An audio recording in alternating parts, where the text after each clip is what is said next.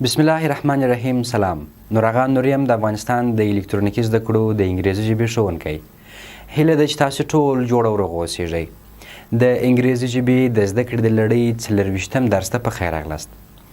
په 30 درس کې تاسو د parts of speech یا د کلام د اجزاوو پیژندنه او د هغوی په اړه باندې لږ ابتدایي او مهم معلومات ترلاسه کړل او هم دا زده کړل چې د کلام د اجزاو برخې په څو ډوله باندې دي. د هغوی د 9 برخو څخه لومړی ناون یا اسم را پیلوو. اسم یا ناون د parts of speech د کلام د برخو یوه ډیره مهمه او پراخه برخه ده. نن راځو یوازې د اسم پر تعریف او همدارنګه چې اسم د کومو برخو لپاره استفاده کیږي پر دې باندې غږیږو او په راتلونکو درسونو کې د ناون اړوند کومې برخې چې دي کومې اجزاوي دي پر هغه باندې بیا تفصیلي قدم په قدم باندې غږیږو. ناون اسم یا نوم.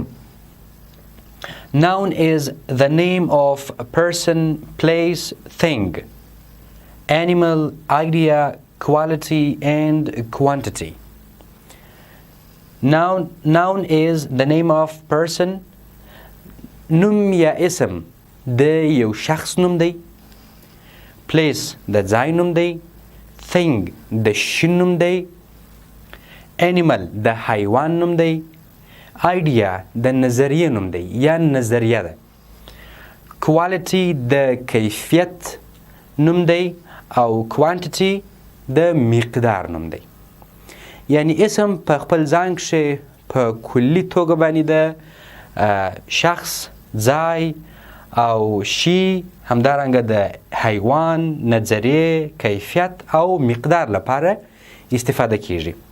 اوس هر یو تاسې دلته د خپلو مثالونو سره یو ځای په خلص او واضحه بڼه باندې ګورئ. پرسن شخص دی.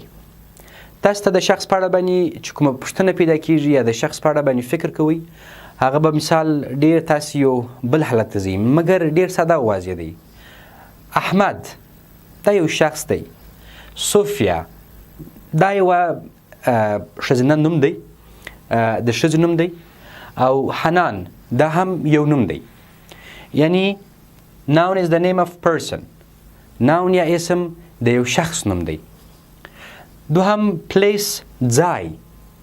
noun is the name of place. noun د یو اسم یا نوم د یو ځای دی. مثال هلمند یو ځای دی. کندهار یو ځای دی. او کابل هم یو ځای دی.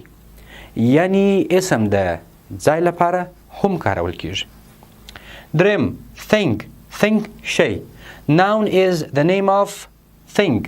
noun یا اسم چې دی د شي نوم هم دی، یعنی د شي لپاره هم کارول کیږي. پن قلم یو شی دی بې روحه یا غیري ژوند لرونکی موجود دی. چیر چوکۍ. وایټ بورډ سپینه تخته. دا شیان دي. د دې په امتداد نور هم د شیانو نومان تاسو په خپل چاپېریال کې چې موجود ولرئ هم کولی شئ چې د هغوی دپاره په پراخه توګه باندې استفاده کړئ. animal حیوان. یعنی noun is the name of animal. noun یا اسم چې دی د animal یا حیوان لپاره هم کارول کیږي. مثال loin زمری. loin. cat پیشي. sheep پسه. دا د حیوان لپاره وکارول سو او استعمال سو. idea خپل نظریه ده. idea نظریه یا مفکوره. اوس په دې کې suggestion دی، مشوره ورکول دی. خپل دا هم د اسم یوه برخه ده او دغه ترڅنګ خپل idea هم د idea یا د اسم یوه برخه ده. quality خپل کیفیت ته وایي. کیفیت. اوس کیفیت مثلا داسې noun is the name of quality. noun is the name of quality. اسم یا نوم د کیفیت نوم دی. اسم یا نوم د کیفیت نوم دی. د quality name. لکه beauty ښایست. ښایست هم یو نوم دی. talent استعداد، وړتیا، لیاقت. talent استعداد، وړتیا، لیاقت. او honesty ایمانداری، صداقت. دا هم په کوالټي کې یا په کیفیت کې ځای پر ځای کیږي او د کیفیت لپاره کارول کیږي. بل noun is the name of quantity.